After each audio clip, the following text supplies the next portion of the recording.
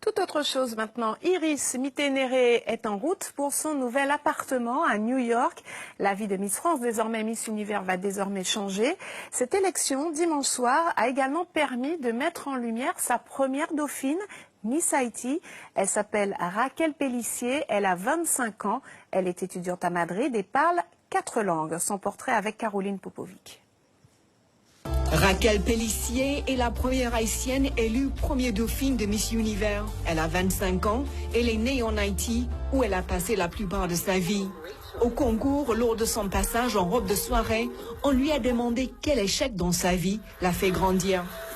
Raquel Pellissier a évoqué le tremblement de terre en Haïti en 2010.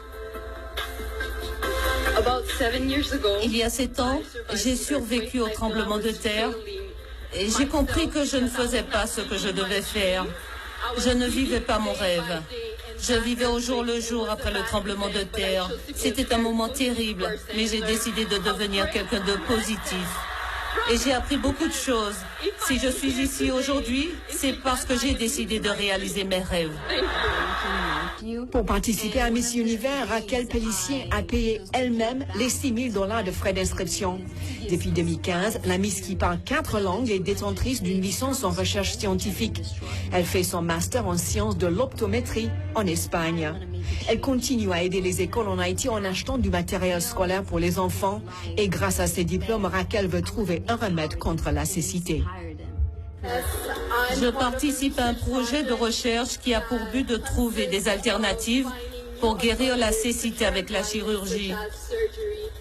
Cela m'a appris à prendre bien soin de mes yeux. Et c'est parce que vous avez vos yeux que vous pouvez regarder ce spectacle ce soir.